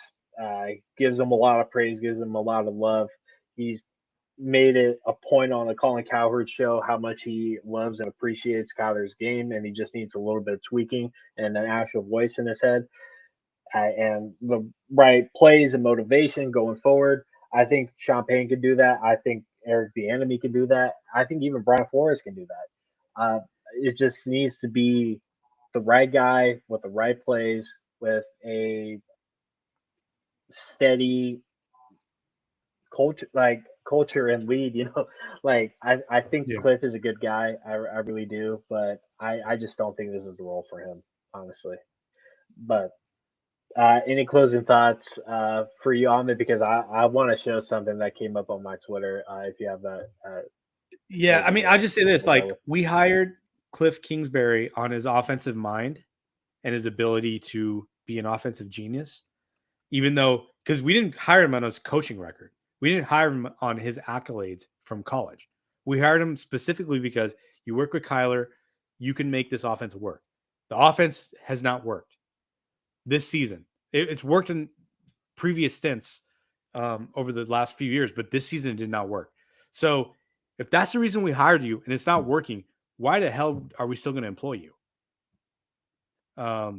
See, it's the way I always say it is that there are a dozen people who can throw the ball like he can, two can run like he can, but only one can do both the way he does. 100% agree. Kyler 100%. was the number one running back in his draft class, and he was the quarterback. He was also the number one quarterback in his draft class. So that just tells you, you have a very special talent. Let's go. What's this? So this was tweeted by Rob Perez. It's of the whole Aiden and McKell situation. It says, "Here's Aiden and McKell barking at each other during the free throws. And Bradley Beal doing his best Joakim Noah impression." So, like, this goes to the play previous. DA didn't send a fast enough screen and whatnot, and they messed up on a defensive possession, and they were barking at each other. Like, I don't Mikhail care. was messing up all game, dude. I'm just I don't saying, care. it, if you're gonna see videos of Monty yelling at Da and make a freaking stink about it, I mean, like that's you, dude. But I mean, there's coaching. You got like if you see some whack shit, you have to call it out. And I guarantee Da was calling out Mikhail, like, dude, like what are you doing? You know, I was watching that game. I watched some dumb shit that Mikhail was doing, and I'll watch that last 2 minutes. I mean, both were messing up, but if I'm keeping it real, that's more Mikhail than Da. I mean, I this mean, game was hella winnable. I don't care. It's all, the Wizards. I don't care. all this shit is clickbait. It's all clickbait because like Wob did the same thing yesterday when he showed Patrick Bev doing the too short thing on Chris Paul when he That was made an hella and funny. one when they were down by like And, 24 points. Like, yeah, then they show the final score like the next yeah, 5 tweets later. It's like, oh, yeah. okay, you couldn't do I that mean, in the first look, tweet. like But this stuff happens if you play basketball, if you play any sport, if you work somewhere, if you have people in your life, you get into arguments with people, you spout with them, be like, hey man, what the hell are you doing? I did with my wife this morning. I'm like, how can you lose your keys? Your key, like where you need my keys? Where's your keys? Is like, it just happens between people. That stuff doesn't matter. I want to see more content with Booker fist bumping a baby. Can we get more of that? Can we find yeah, that stuff somewhere? Suns fans, like, calm down, okay? After the trade deadline, let's be critical. Okay, like I'm so gassed at this point. I mean that last week, that losing week was. That was rough. awful. Kyler totally blew out his knee. That was a good. The Cardinal season was finally wrapped in a flaming bow and just thrown in the trash. So Cardinal season's done. We have this stuff going on with the Suns, and then it came out last week too that because of the whole ownership thing, we probably won't be able to trade anything. So that was another dagger to the heart. Like everybody, just calm down, okay? Let's let's criticize when we get past the trade deadline because then we can't do anything, and then we just got to play with whatever hand we got at that point. Okay, we're gonna keep on delivering content to you guys, but before we get out of here, we're just gonna do like a little after dark segment here, just talking about stuff that we are gonna watch, stuff that we have watched recently. Before you go on it, I actually got my girl into watching The Boys, and she absolutely loves it. We're on season 3 right now, and we're on like episode 2 or whatever. Soldier Boy was just introduced, and Yeah. right away she's like the supernatural guy, and I'm like, yeah, and like we were just talking about supernatural for like 15 minutes, and yeah, so she absolutely loves the show. She loves Frenchie. She thinks Kamiko is beautiful and all this stuff. And have you seen Bullet Train? No, I haven't. Okay, watch Bullet Train. It's on Netflix. It's great, and Kimiko's in there. Let me know when you spot her. But Okay. yeah, she absolutely loves the boys. I plan on seeing Avatar 2 this weekend. Ahmed, I know your job was dealing with this movie. What are some insights you can tell us about it Yeah, I so mean, you don't get so it fired? happens to be on the studio lot that I work at, which is headquarters for my The company. There's a boys are lot of other awesome. lots where a lot of other productions are happening, but I happen to be, around for for the last 2 years, or last year I should say, for Avatar. So basically, I mean, so they have like the three largest sound stages on our lot. There's a huge water tank where they filmed Way of the Water in this thing. Um, so I've seen that part. I mean, look, James Cameron, it took him, was it 13 or 14 years to make this movie? And he waited for the technology to be right. It's kind of the way that like George Lucas waited to do, the prequel episodes. Um, but he has a vision in his mind that he wants to make something, and he's just going to make it that way. And if it Mhm. takes 14 years, that's what it takes. You know what I mean? Um, but the problem is that like, because there's such a difference in the time of the movies, because when the first Avatar came out, that was when 3D movies was taken off, right? Now, I Right. mean, I think I saw Endgame 3D, but I barely see any movies 3D. Like I don't know if you Yeah, do. no. Yeah. It was Monsters versus Aliens, Avatar, and it was like this penguin documentary that came out. But since then, no 3D movies. Yeah. Transformers, one of the first Transformers came out. Yeah. That I was mean, another one. so it's, I mean, but now we're talking about 4K versus like what they had back then. It's like the cameras are better. The technology is better. And so he basically, what people have told me from watching the movie, they're like you watch Endgame and you're like, oh, this is because I saw Endgame in 3D. So Endgame looks sick in 3D. This sounds familiar. Um, the show was it? No, it's a German show. Yeah, no, I know. I haven't watched Dark. I've heard about 1899. Um, I want to get into it, but it's not my. I'm not really into like that type of mystery box show. But anyway, so I was saying for Avatar, he made this movie, and people have said like I'll Endgame, check it out, like Joe. I'll check it out. the technology for Endgame was amazing. Dark was good This is too. like blows that shit out of the water. Like people watch this movie and they go, "How did he even make this movie? Like, how does it even work?" And it's not because the plot is great. It's about the production, the effects that they do to make this movie just brilliant. So he did do something that was definitely noteworthy, and we should probably all go check it out in the theater, probably not at home. I don't think it'll be to home for a long time. But I do know this. They were always planning 5 movies, and the cast that they put in these movies, they had kind of have to bunch them together because there's some like kids in there that it's kind of getting to a point now where they're going to age out, and they're going to have to recast to do the movies. So depending on how this movie does, and I really don't know what the numbers are looking like, it will depend on what happens for 3, 4, and 5. So they may end here, or they may keep going. It's not necessarily a guarantee that he's going to keep making these movies. Mhm. Yeah, to commit to like 4 other movies after, dropping two, I mean, that's a huge commitment. And if he doesn't ride with it, I'm totally cool with that.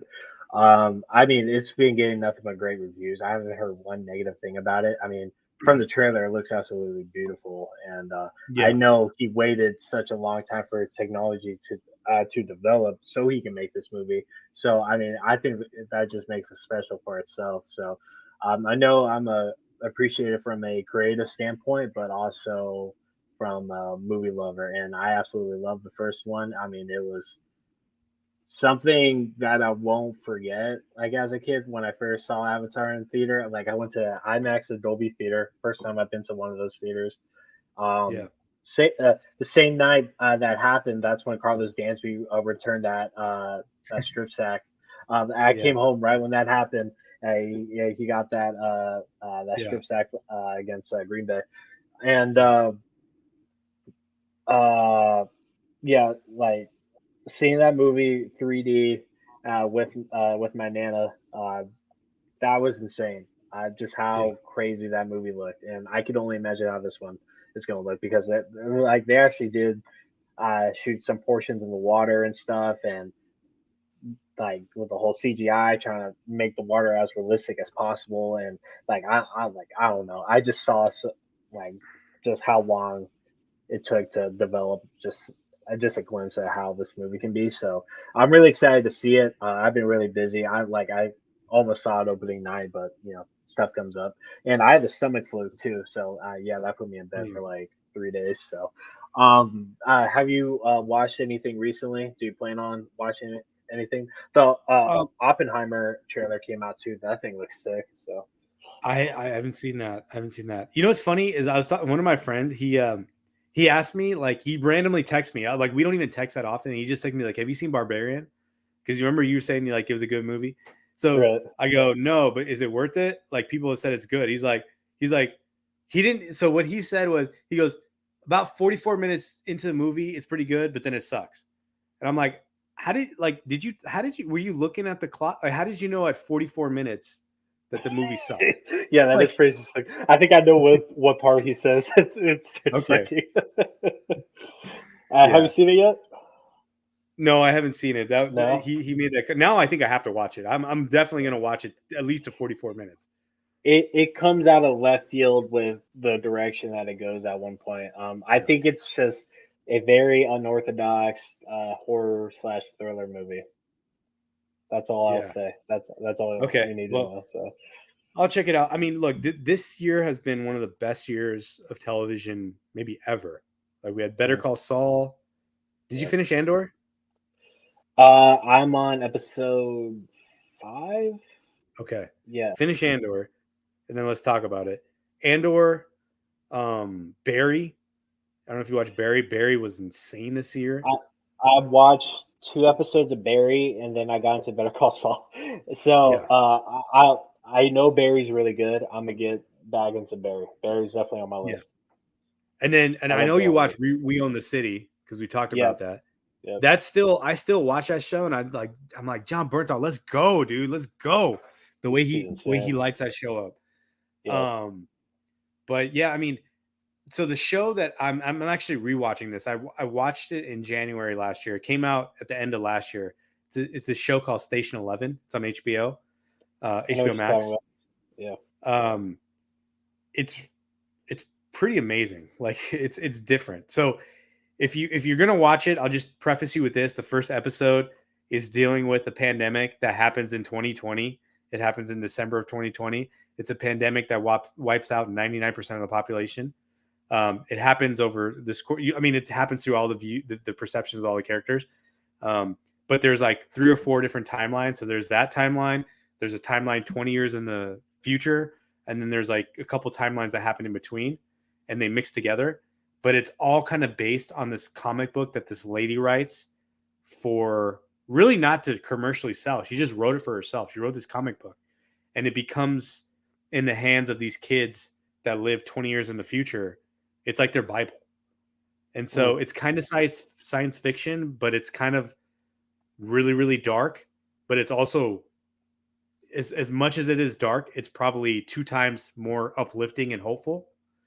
So it's just a really cool show. I'm rewatching it because I remember I watched it, and the reason I wanted to rewatch it, but I always was like, the parts in the show that are really deep and heavy, I'm like, can I watch it again? So I'm always like procrastinating, like, can I go through some of these really dark moments again? And then I was like, you know what? It's hard. It's hard, but it's cool to watch because it's really personal. It's a really personal story, and I would recommend everybody watch it because I think like you watch it and you have a different type of perception about humanity, especially like when everything's stripped away and we're just like people, and we don't have technology, we don't have money, currency doesn't exist. We just have each other. Like it becomes a different story. So I would recommend that. What do you recommend? Man, recommend shit. I'm gonna check out that Station 11. That sounds dope.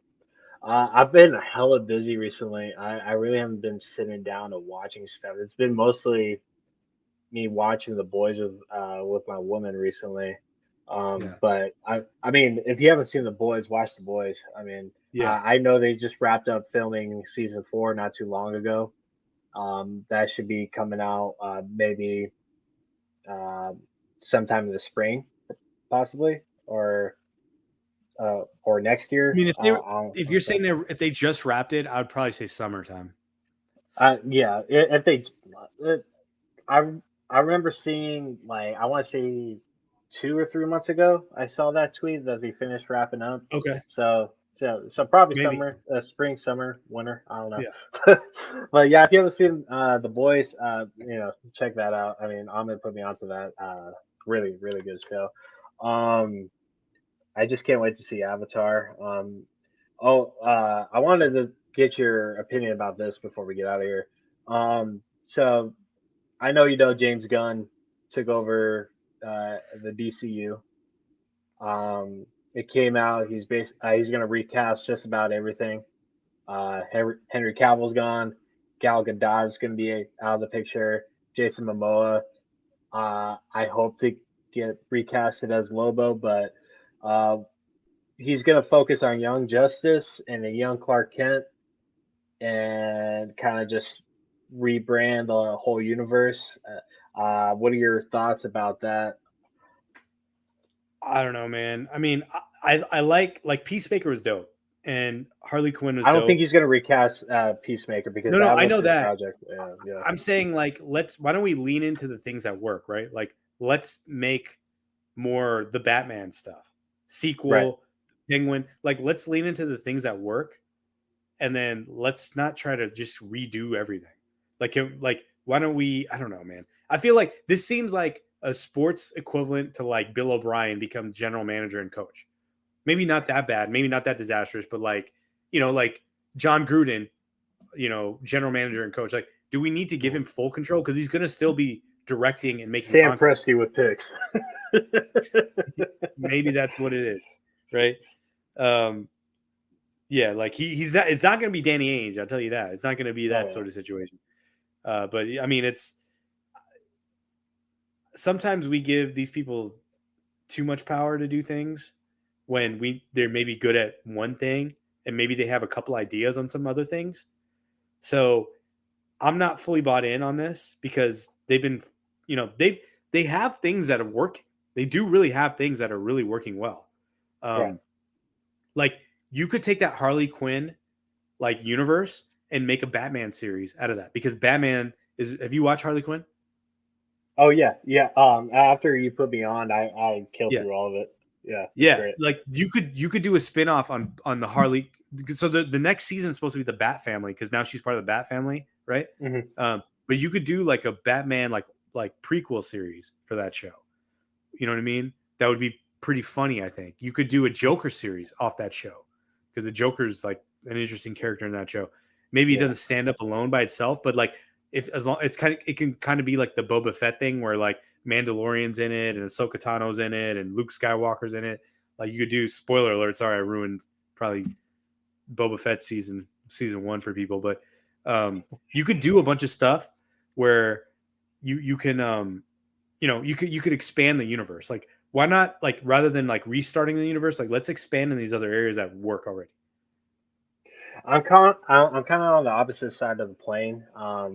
Warner Bros. Has really pissed me off throughout the years, just how they've handled things, and I think they wasted a lot of potential of a lot of these movies and put their input too much into some of these movies.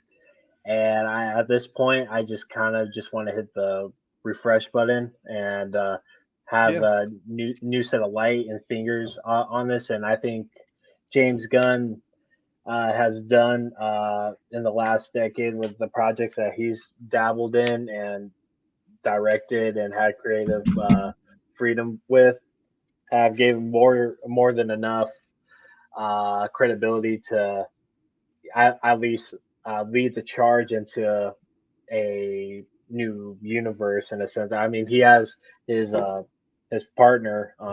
I'm spacing on his name right now. That's uh, tagging along with him, but yeah, at this point, like Henry Cavill, like I wasn't too crazy about him. I thought Gal Gadot was really good as Wonder Woman, but Yeah. 1979 sucked. Aquaman is Aquaman. Like I don't need like three movies of Aquaman. I really don't. No, I I didn't really need do like one. Jason Momoa. I Oh didn't even yeah, need right. one of those movies, dude. I didn't even Exactly. need him in Justice League. Like it was just, I don't know. Like they reach so far to make these movies, these super intergalactic movies. You know what I mean? Mhm. And sometimes you can do a movie like the Batman, and you don't have to do all that. Like you can make Mhm. it really simple and make it an awesome story and expand on that. Or like the Joker movie, right? Right. With Joaquin Phoenix. Like that was awesome. Like Uh, the first image of the Joker 2 came out like 2 weeks ago, and it's him getting like a lineup on his beard or whatnot. I mean, he's back to his skinny self, so yeah. um, yeah, he looks great. But I know the Matt Reeves Batman is here to stay. I know Joker is here to stay. That series. I hope uh, Harley Quinn or Margaret Robbie still has that role. I think she's brilliant Yeah. uh, for that role, especially in the James Gunn world. I thought Idris Elba was great in his role. I thought John Cena is amazing as Peacemaker. Peacemaker was one of my favorite things from this year. Yeah. Uh, there's a lot of good here to start, but like if you're gonna start a DC universe, you got to get your Superman, you got to get your Batman for the Justice League, and you got to get your Wonder Woman. And if he's gonna do Young Justice, I mean, I think that's a good stepping stone, especially Green Lantern too, because we fucked that up a bunch. So Yeah, but uh, like how many times have we heard the Batman story and the Superman story? Like we've seen this origin. Like I right, don't want that. Like I want something different. I want an Elseworld. I want where, we see Bizarro Superman rather than regular Superman. Like let's see right. something different. You know what I mean? I think we could get that. I really do think we can get that. I mean, see Joker really push the brink of insanity with some of these characters, like send Yeah. like Superman over and like just go complete like domination. Like I'm forgetting the comic where Superman just like lost his shit and just like Killing Joke. wiped out. The Killing Joke. The Killing Joke, no, Superman directly. Oh, you're talking. Yeah, I'm Okay. spacing. It'll come to me later. I'll tweet it later, but Yeah. but yeah, I the DC has some of the darkest comics in the comic book world. They they could definitely do a lot, and I love. I mean, we talked about it. I mean, what Matt Reeves is doing with the Batman is phenomenal. Like that's gonna stay. Joker, incredible. Can't wait to see the second one. So I'm just crossing my fingers. Warner Bros. Has fucked DC Studios for a long time, and I'm just hoping for the best going forward because I'm a superhero fan, and I want to Yeah. see good quality movies and not see Love and Thunder against. I kind of like that Did, movie though. I kind of liked it. yeah, it took me like 3 watches to kind of enjoy what it was because I love Ragnarok so much. I wanted another Yeah. Ragnarok, Yeah. but it was just a lot more sillier, and I'm like, all right. But Christian Bale was great. He was great as the Yeah. God Butcher. Yeah. He was really good, man. Um, I kind of liked it. did you have any other thoughts before we get out of here? No, man, I got to get going. I'll just say this, man. Suns fans, you got to relax. Cardinals fans, you got to accept the future.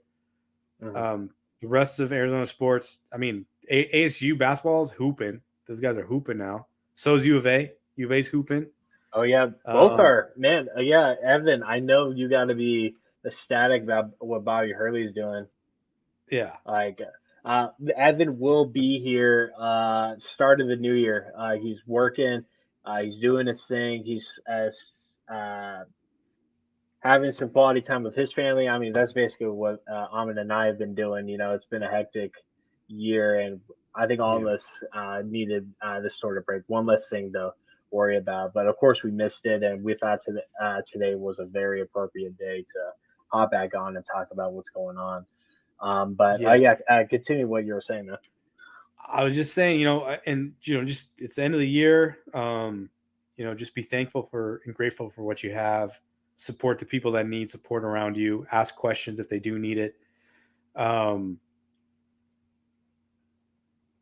every 5 years, yeah. I mean, I agree. I agree with Joe. What he's saying here, he's basically saying like, there's just too many iterations of these Batman stories that come too Yeah, close together, and they never just roll with them. fulfill. They Yeah, never fulfill the story of the ones that they reboot. And I agree. right. I agree 100%. You're on the But money. anyways, yeah, I was saying that you know, this time of year, I like Festivus. I don't know if you guys know what Festivus is. Festivus from Seinfeld. If you haven't seen that, go find that episode Oh and yeah, watch it. yeah. Um, you know, man, if we would have planned this out, we could have really done a good Festivus episode, doing the airing of grievances and the whole thing. But anyways, happy holidays, everyone. Merry Christmas, Happy New Year's. Hopefully, we talk to you guys. We should try to do a pod after the Christmas Day game if we can. We play the Nuggets Christmas Day, I believe. It's That'll be just a really good game. I would be down, honestly. I have the whole week off after Christmas. me too. So the day after Me too. Christmas, I have a week off. I'm completely available. And yeah, let's definitely shoot for it. I think that'd be a good time. And hopefully, I don't think there would be a trade by then, but hopefully we have some guys healthy. Yeah, I think Booker will be back. And for like sure. if we could beat the Nuggets, then we can continue the Jamal Murray meme. You know, that'd be hilarious. For sure. For sure. There we go. But again, thank you for everybody that tuned in tonight. We really did miss you, and we'll try to be more consistent going forward. But we're going to close out the holidays, and we with the whole crew coming back at once, and we're off to better things. And yeah, shout out to everybody that came out tonight. Much of love and appreciation. Ahmed, thank you for hopping on. Thank And it you. was a great conversation. It was nice talking to you again, man. I It's know, been a man. It's been a while. while. We got to do this more Yeah, often. but yeah, we'll get right back into it. We'll stay in touch. We'll keep talking shit over the group chat, and we'll keep on Yep. rolling. Suns fans, Cardinals fans, we'll talk to you on another day. Have a good night. Stay blessed, everybody. See you, Amit. Have a good one.